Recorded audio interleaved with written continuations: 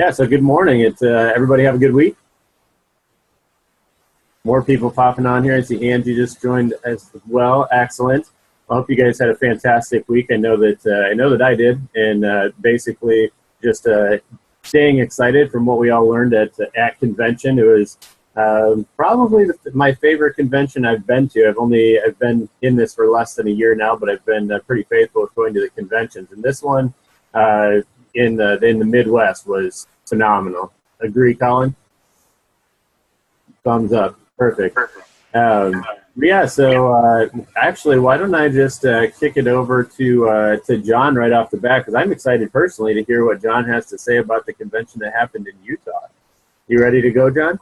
Absolutely. Hey, good morning, everybody. And I know that you guys had a fantastic major, but I got to tell you, this to me, I agree with you that this major, for some reason, was like over the chart awesome. I mean, just from as simple as there was no issues or anything getting there or coming home. Everybody was in a great spirit. Laura's getting ready. We've got to run into town, so I might be signing off here in the middle, so I apologize. But it was funny because I think it was Laura, it was Deanna, and it was Debbie. The three of them were sitting kind of like in a triangle. Debbie was in front, and Laura and Deanna was next to each other. And Lori Woodward was talking. And I'm telling you, I've never seen three women laugh so hard that they were about to it was just funny watching them. And Laura's like, she's like hitting me on my shoulder going, that's us, as she's telling her story. And it was just a fantastic moment that everybody was just having a good time. And of course, getting to meet them and hang out with them. That was, I met Orrin once when he did the book signing in Columbus. But this was the first time that, I got to stand there and ask him questions and listen to what he's got. And, out here in the Northwest, our goal is to go to 1,000 by next May and build this team that we've got. And so he's just telling us, what are our steps to do and to get there. So really excited about that. And all the speakers we had were fantastic. Like I said, the Sandy, Utah site is getting bigger. We can definitely see that. Rob Robson was also on fire, and my takeaway from Rob Robson, here's a life coach, right? Brand new life coaches of a couple months, but he's out there showing the plan himself. He's out there doing it himself. You might want to mute yours. Hey, Josh, will you mute Stanley?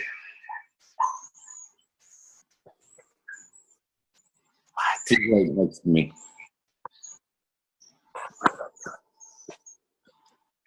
All right.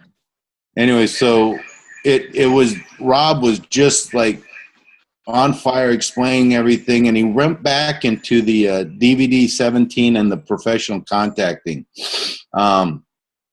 When that CD comes out, it'll be almost like a duplicate of the last one, but it proved to me that I will never, ever, ever run out of names list. It's funny because that night as I'm sitting there, I noticed a security guard really intently watching the event. And so as I kept watching him, I went over to talk to him and started asking him questions, and he really liked what he was listening to. So I got his name, I got his number, and as I'm sitting there telling Laura about it, she goes, well,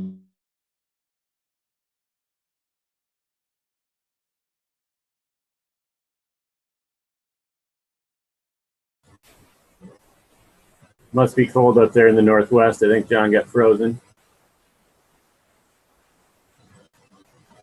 Okay, well, John will kick back in here when he becomes unfrozen. Don't know exactly what happened there, but yeah, right now I'm gonna keep it moving, and I'm going to actually open up Angie Rowan's line out in the Midwest, or she can open up her own. Go ahead and unmute yourself if you're available, Angie. All right, I think, can you hear me? Yep, we can hear you. Awesome. This is my second major. I was in Kansas City for the first time.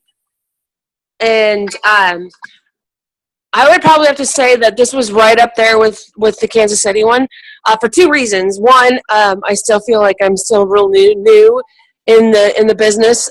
Secondly, is because I got to bring a team member. I got to put a butt in the seat at this major, and there is nothing more fun and more exhilarating than bringing 4,000, 5,000, I don't even know what the official number was, bringing it to someone else. Sharing the business, back at home and on the phone and through messages is one thing, but to actually bring somebody who is excited as we are into the business. So I'm thinking, okay, Josh is probably thinking that was Kansas City for him, but I was just thrilled to be able to do that. Plus, we were kind of on a high. We kind of built it up before we got there, so we were just in the mode, like completely 120% in the mode that whole week leading up to it. So it was just exhilarating. And then, obviously, I also got to have Jamie got to meet Lisa Hawkins, and that was exciting. The speakers, I don't think I really ate much except for when we went out to dinner that Saturday night. I'd leave to go get water or something to drink, and then they'd be texting, "Hurry back! The speaker's about on." And Tristan Williams, he just sealed the deal for me the whole weekend. As an educator, as a mom, my goodness, as a human, on top of being just a business, when you start talking about obstacles, and you look at that young man, and you listen to what he has to say in his message, and no obstacle can ever get in your way. I mean, if you're putting in the obstacle there because you truly don't want to reach your dream, so be it. But you cannot say that you have an obstacle to get in the way when a man or, a boy who hasn't spoken for 15 years gets that ability to speak. And, his biggest thrill, I get to tell my family I love them. I get to tell the kids, thank you for raising money. He gets to help someone get out of a stuck situation, and just because he understood the relationship of this fellow student of his, it was amazing. And then I also loved getting the webcast from Utah, so we still got to get in on some reps and excitement, and obviously Oren and Lori. It was great. Yeah, that's what I got. No, that's awesome, Angie. Definitely appreciate you sharing. Yeah, Tristan's story was amazing. Someone that hasn't spoken for 15 years and is finally able to share what's inside of his head, and kind of surprised, I know, a lot of people, I think, with how smart he is and everything, and just being able to share adversity is something that he's really good at, obviously, and the things that he's conquered. And we all go through some adversity in our lives. Obviously, his is a little different than most, but yeah, his talk definitely blew me away too. So I enjoyed that as well. And one of the big things I took away from that as well is he chose, because I know, he chose to focus on the positive things to talk about. Yep, definitely. And that was huge, because I know in his 15 years he came across bullying and rude comments and being down on himself, depression, all of those kinds of things, and mean people. There are mean people all over the place, and even in the education environment, I am sure he was neglected, ignored, abandoned, all of those things. He didn't even touch on those things. He very briefly talked about not doing things that he wanted to be able to do, but not once did he woe is me, or his focus is completely on getting over that obstacle and he's been reborn into this new body. He didn't focus on all that negative, and it goes back into that. He remembers all the great things that his grandmother told him when he was little. And he chose now to focus his life on what's positive and what's coming for the future for him, and all the things that he's been blessed with, not all the things he's been cursed with. And that was huge for, especially for the life leadership community. You know, he could have wrote a book about all the horrible people that, you know, treated him unkind. Instead, he's writing a book about overcoming obstacles and being the best you can be. Great points, Angie. That's fantastic. Yeah, it's a lot of take-home points there. And I see Colin is Colin's ready to talk. You still got a couple minutes there, Colin, to speak up? Yeah. Yeah, am I unmuted? Hello, hello. Are you ready to go? Can anyone hear me? Yeah, you're good. Sorry, I was muted. You're unmuted. Yeah, go ahead. Yeah, I was just, I was talking to Angie about the, how we all have our obstacles, and I guess not talking to her, but just on Facebook, and she's like, yeah, here, like she said, you got a guy that's got his disabilities, his obstacles, and we're sitting here complaining about ours, and then just kind of her comment was like, tell me again about your obstacles, and then so we've got to put things into perspective. Like, we really don't have obstacles, in fact, I've seen the videos, a handicapped person, and he said I believe it was like no arms and no legs or something. He said the only disability is their negative attitude. So if you can hear that from somebody like that, okay, and overcoming every obstacle that they have, then we really, our reasons are excuses. You know what I'm saying? So, just the other day, just Tuesday, me and Beth and Wendy were going to the Open, and we were just kind of waiting for everyone to change cars, and I'm sitting there just kind of waiting around for a couple minutes, and I saw a gentleman kind of getting situated in his vehicle, and it was, it's like we had an extra minute to kill or whatever. So I started contemplating I should go up and contact him. I'm like, well, it'd be kind of awkward, some dude walking up to him and saying, hey, what's going on, but so I kind of talked myself out of it. But I'm like, no, man, I'm not, no excuses. So I went up and started talking to him, just say, hey, my name's Colin Sexton. What's your name? And he's like, my name's Cody. What do you want, basically, or how can I help you? I'm just like, I only got a minute here, so I won't take up too much of your time. I'm on my way to a business meeting in Madison, but I'm just kind of curious, a lot of things going on in the world. Are you keeping your options open for different streams of income? He's like, heck yeah, I hate my job, So I'm like, oh, what do you do? He's like, work at the road construction. So just some small talk, ended up getting in contact, getting his email, shot him over the video, and following up with him. So, again, it's just, I really don't have fear in contacting people, but I second guess myself on that one, and just catching that second guessing, I'm like, nope, no fear, go for it. Who cares? Who cares what they think? Who cares what they say? There's people out there that need this, and he was one of those people. So he absolutely hates his job. So he's great money, great union, but he's looking for something more. So just why I kind of throw that out there to encourage somebody else. Get over those fears. There are people like literally praying for this opportunity, this information. So just get out there and kind of do what we do. That's all I got. I got to get back into work here. Yeah, that's awesome, Colin. I appreciate you sharing. And a lot of times people do kind of talk themselves out of something that they actually originally feel like they should make that contact, like they should speak up. And actually, one of the speakers this last weekend spoke about that something very similar to that. And like Colin was saying, the awareness of that actually happening to you, and then that conscious choice of you choosing either to talk to that person and to open up a conversation to see what happens. Like, the worst thing they can do is say no. I mean, you're not going to run into anything more than that, but that conscious decision on whether or not to speak up and actually make that contact. We had a similar thing actually happen in a couple different places. One being our waitress at Texas Roadhouse one evening, and that worked out really, really well. Got a contact, went through that process, but again, it's all about finding a need and figuring out what that person is looking for and seeing if we can fill that need. So great job speaking up and sharing some experience there, Colin. Anyone else? I know that that hasn't spoken quite yet. Russ, I know I sat by you a good chunk of the time. Anything you'd like to share? Putting you on the spot a little bit here, but that's okay. I'll unmute you here, and then we're going to get to Angie. Go ahead, Russ. The young man in the wheelchair was probably the biggest one for me also. That was pretty cool. Whoa.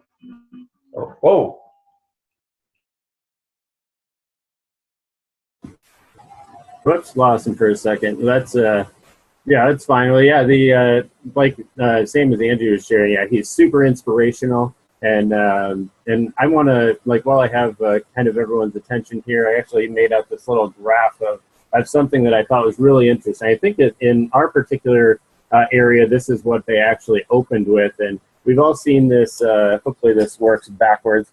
It might be backwards, but basically the debt curve that we've all seen many times, where we're over here, we've got the functional freedom aspect on one side, the financial freedom aspect on this side, and the debt freedom in the middle, and that's a lot of what we cover. But the thing that we have here in this dotted red line they pointed out, basically was those are all the people that can use our product. So for just the handful of people that are looking for functional freedom and need that help from us, I mean, we're helping them as well. But look at this huge amount of people that all can benefit from the things that we have, whether that be getting out of debt or whether that be creating an income. Just remember that literally 90-some% of people, high 90s% of people are able to gain value from what we have. So never shy away on the fact of how much value we have to offer. Chris Brady threw that graph out here, and I hadn't really thought about it quite like that, but literally our amount of people and our market for this particular product line is ridiculous compared to other things that I've done in the past and other things I've experienced. Like, this is something that literally everyone needs to some extent or another. I do see Angie's hand up right now, so I'm going to go ahead and unmute her again. Okay. Go ahead. Thanks, Josh. Yep, go ahead. Thanks. Just something that Colin said that really, and yourself, that reminded me, it was just the power of no, that just because, you said what's the worst thing that can happen, a no answer, no matter what they're saying no to, isn't saying that you have to stop your dream. A no just means that they're not going to start theirs. And that, we really have to take that, don't take the no's personally. It's just that they're not ready to join you in your path. It doesn't mean that your path changes. It just means that they're not going to join you. And I think we take those no's so to heart that, it's no good. It's, you're not doing what you should be doing. And it isn't that. Is we already know that we're in the right place. Their no is that they're just, first of all, not ready to know. But that the no doesn't mean that you have to give up on your dream. It just means that they're giving up on theirs. And I don't even remember who said it, but that has been through my head so much the past week, that don't be afraid to give the opportunity to somebody to talk, have that conversation at the restaurant or at Denny's or at a creepy hotel. And, when you're standing in line with someone, they're not going to know why you're happy and why you're so positive unless you tell them and give them the opportunity to either say yes to the dream or to say no to their own dream. So not to be afraid of that no, and that, what's the worst thing that can happen? That they're not going to get their dream, but it's not going to stop us from getting ours. That's a great point. Yeah, we don't let anybody else knock us off course of where we want to get to and the things that we want to achieve. Sounds like John had to rush out, but didn't get back to him. But yeah, fantastic point, Angie. It's we have to know where we're going if we're going to get to the destination, and we have to be strong enough in our conviction and our belief that we're going to get there no matter what, and we're going to keep moving forward and working together and staying positive in what we're doing and sharing our experience and our knowledge and our, most importantly, our tools to those that we're plugging in with that have the fruit on the tree.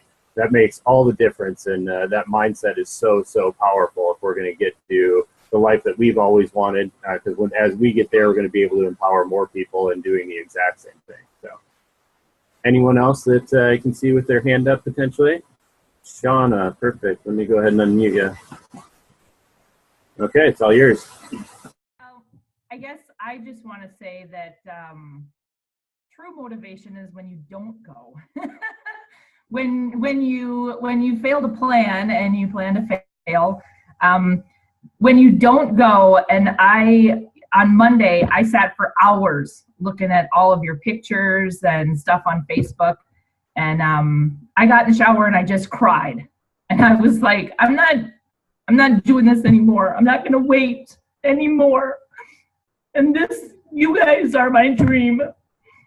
And that's all I want. I just want to be around you guys. I want to have those relationships. You guys' relationships are so much more important to me than anybody else's. And to not be there and to not have that, not being with you guys and not being in that relationship is very hard for me.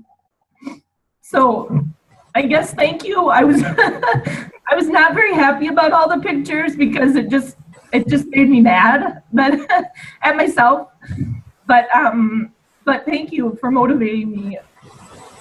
I appreciate you sharing that, Shauna, and you definitely were missed. Just to let you know, we were thinking about you, and you definitely have a lot of love coming from this group towards you and Mike. And I know you guys have been with Life Leadership now in this group for a little while, and just know that we definitely appreciate you guys. Awesome. I appreciate you guys. Yeah. Thank you so much for sharing, Shauna. And I thought I saw Warren's hand up. Is that a real hand, Warren? Okay. Let me unmute you, buddy. Let's see. There you are. Okay. Go ahead. I just want to say, as an Uber driver and riding people around, there's so many out there that they don't have jobs. They don't know what they want to do. And you offer them, hey, I got something I can talk to you about.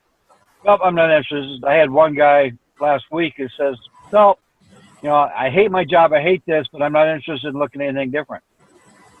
I'm like, okay, I'm done. Wait. I'm like, no, you're not interested. Why should I waste my time if you're not interested? If you're interested, send me an email, send me a phone number. I'll get back with you. But there's so many people out there that I run across. I've done over 1,000 rides, so it's anywhere from 1,000 no's to 1,000 yeses. But it's just people out there. They want something, they don't know what they want, and when you try to present it to them and give them the opportunity, either they don't want it, or they don't want to hear it, or they're comfortable in their comfort zone. They're comfortable living the life they're living without changing.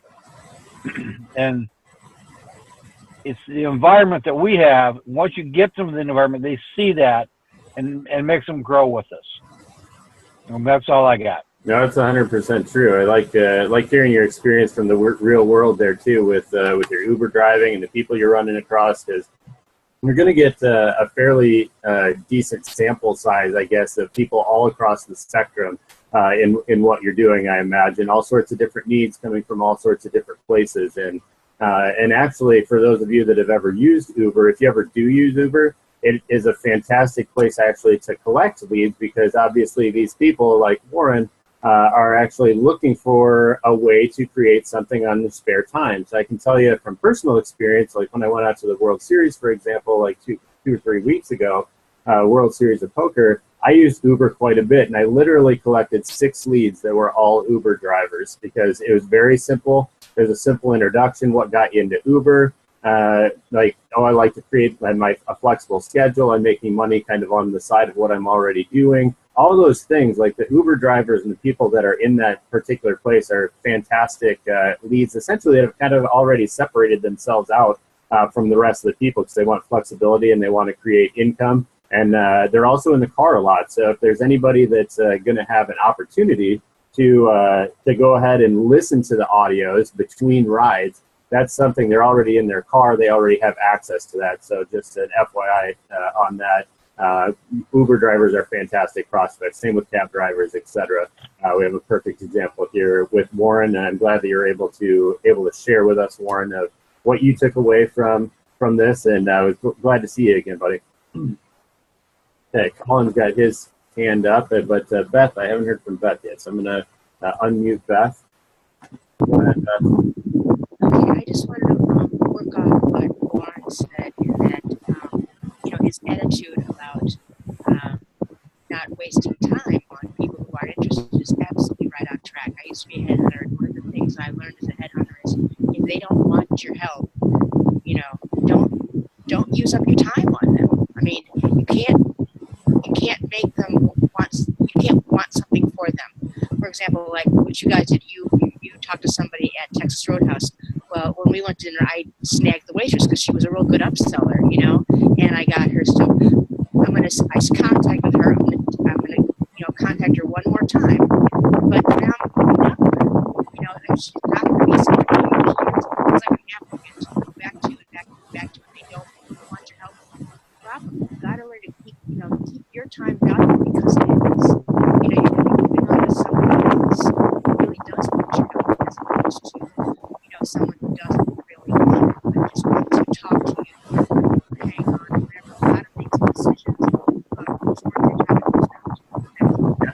Oh, that's great, Beth. And you do have a little bit of feedback coming through your microphone there, but it's all kind of paraphrase a little bit about what you said. But basically, yeah, not spending your time trying to convince someone to do something that that maybe they don't want to do just because you see it for them and they don't see it and they're not interested.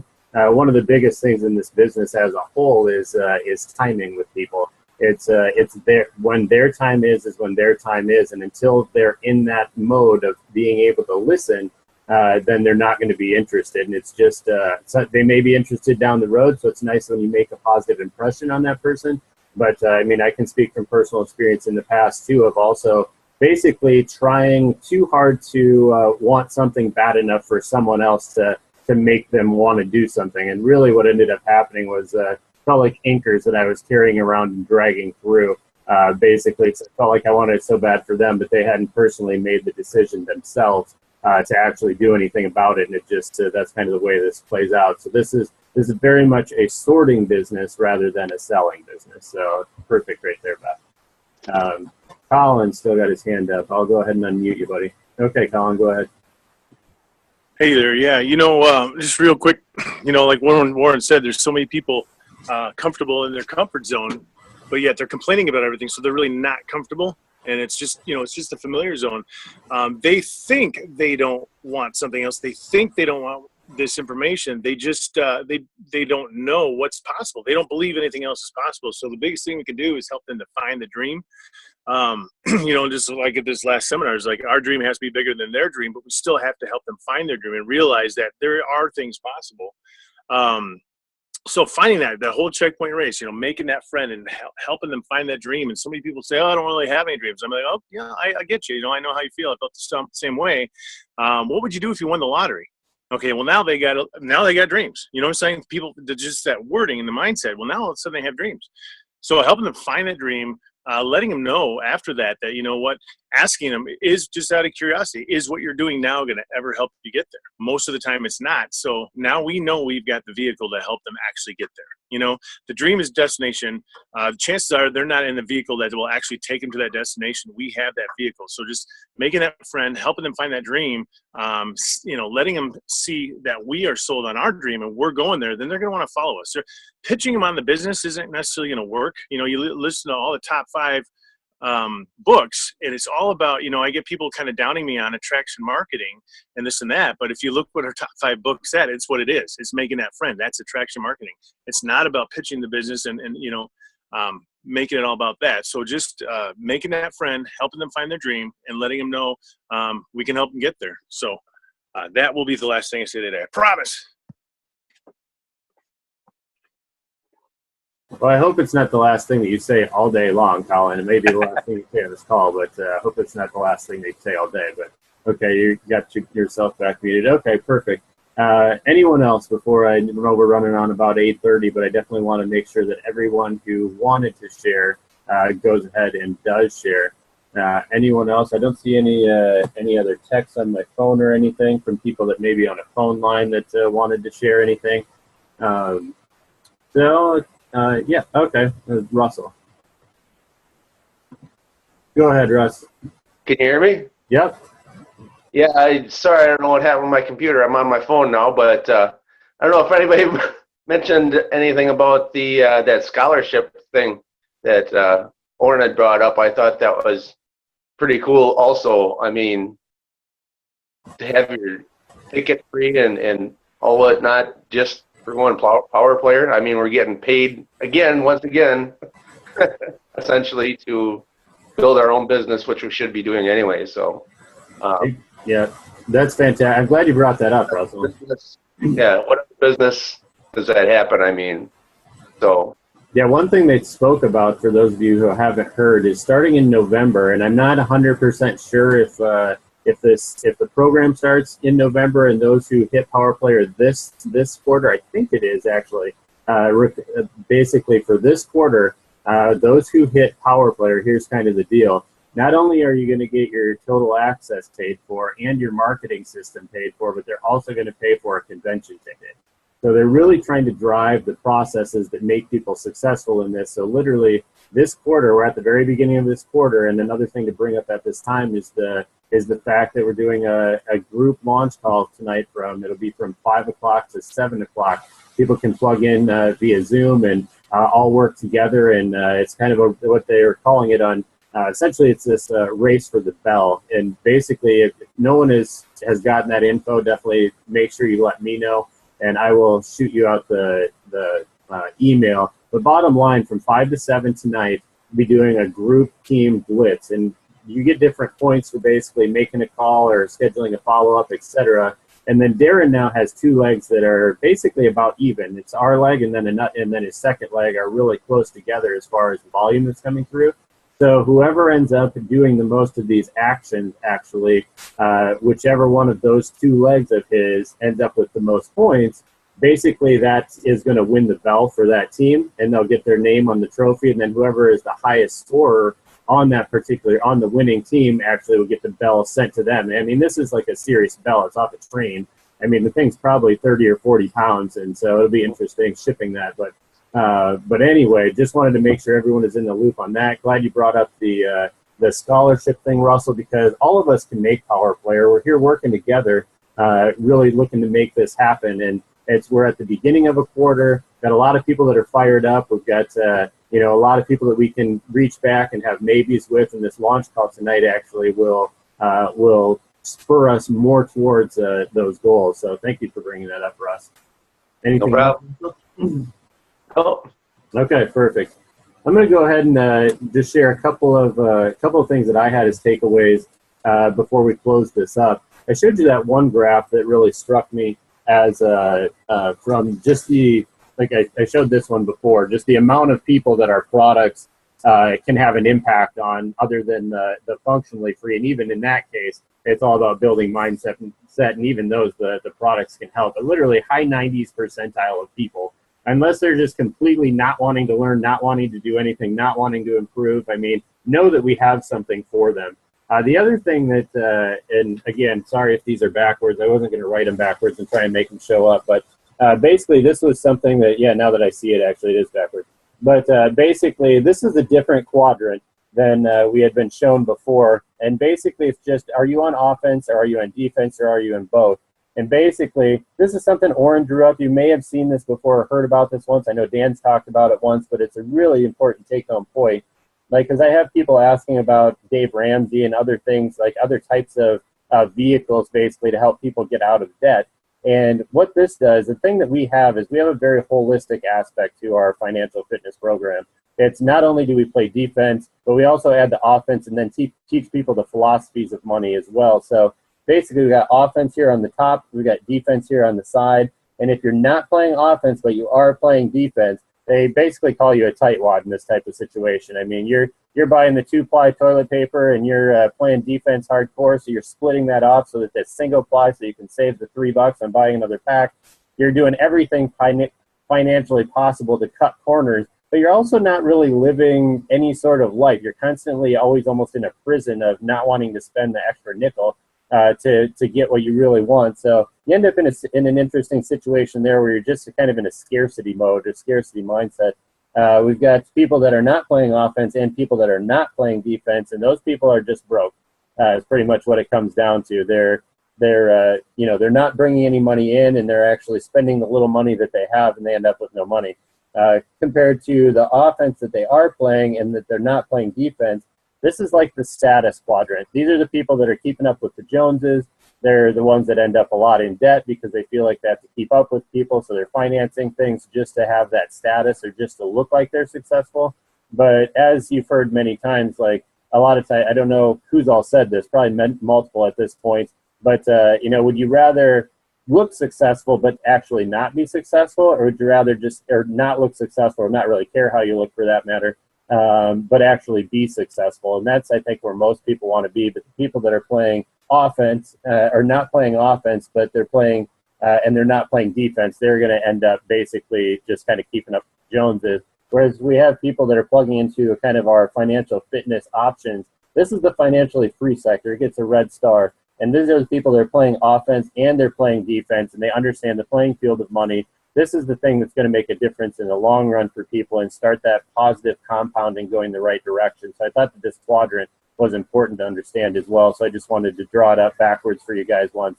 And basically, hopefully that you're able to read that. And on my screen, it looks backwards. So, but anyway, in the last, I mean, there are multiple different things that I could dig into here. One thing that was on one of Terry Brady's talks, I'm sure you guys will hear if you haven't heard it at this point, is talked about self-deception, like understanding really what you're doing and what you're not doing, and not deceiving yourself into thinking that you're doing the things that are going to make you successful, but actually doing them, and not to get kind of in the box of, she talks about a couple boxes here, like say that if we're going power player, we want to still focus on the people that and what it's going to do in their lives, more so than just like viewing them as a number. And sometimes on the road to power players, she just wanted to make sure that we're not just adding people like there's number 9, there's number 10, like, but it's actually still about helping those people focus and get what they want out of life and out of life leadership.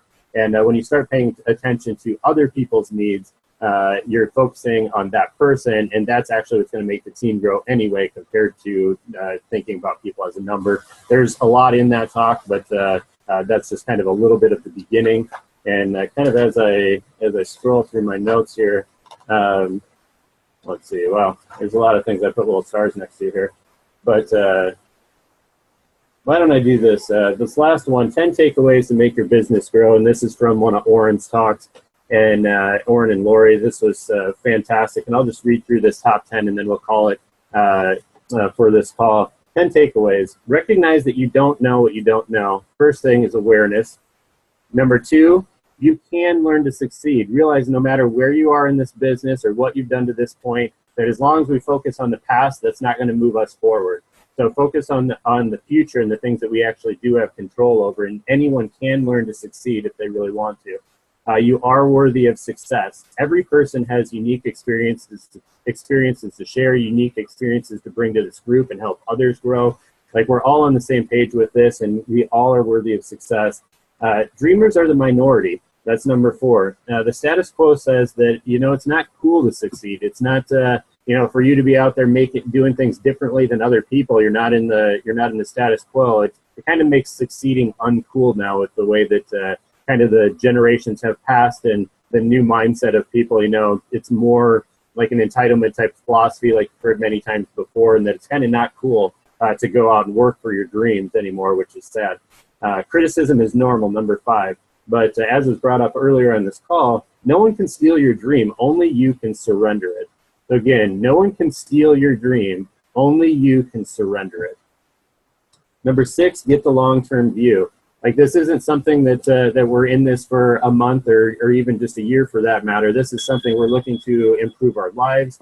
We're looking to improve other people's lives, and we're in it for the long term. I know a lot, just bringing up personal experience, I know a lot of different network marketing companies focus so much on hype, and it's all what you can do so fast and get things going, and you focus more on the hype rather than the value, and I love that this actually brings the value back to it. Number 7, big things come from little things. This is where we get to the compounding aspect.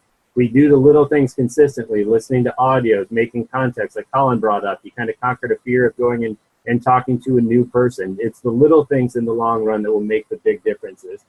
Take responsibility. Again, that kind of goes with what I just mentioned, as far as don't deceive yourself into thinking that you're doing what you know that you should be doing. Don't trick yourself intentionally. I think, actually, again, Colin, what he brought up before, he recognized that awareness of where he could have justified not talking to that person, but instead he stepped over that line and actually went about going on and doing it. And okay, and just checking some text there, I will take a picture of this list and send it to people that are interested. Number 9, focus on only what you can control. Again, we can only control so many things in this life, and our past is definitely not one of those things that we can control and that we can change. So again, focus on the future and what you can control. And number 10, it's not what happens to us, but instead it's how you handle it, and that can be looked up in many, many different places. I know I grew up in my room, and on my closet door I had Chuck Swindoll's Attitude poem, I guess, or little story, and it talks a lot about, basically life is only 10% what happens to me and 90% how I react to it, and this is no different. So again, that's a list for success. It's a list to discipline ourselves to do the right things to make a difference. Convention was amazing. Definitely for those of you I haven't met or that didn't make convention, I look forward to seeing you all in Kentucky.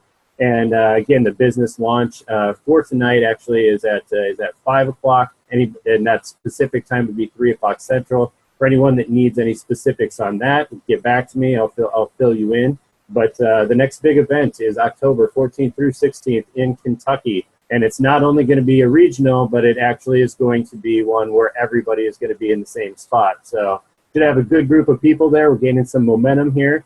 And that's all I have. So unless I see other hands pop up here quick to close out the call, I'm going to go ahead and wish you guys a fantastic week. And again, if you have any questions or you want that list or anything like that, any way I can be of a resource to you guys, let me know and I will send you that stuff. So other than that, have a fantastic week.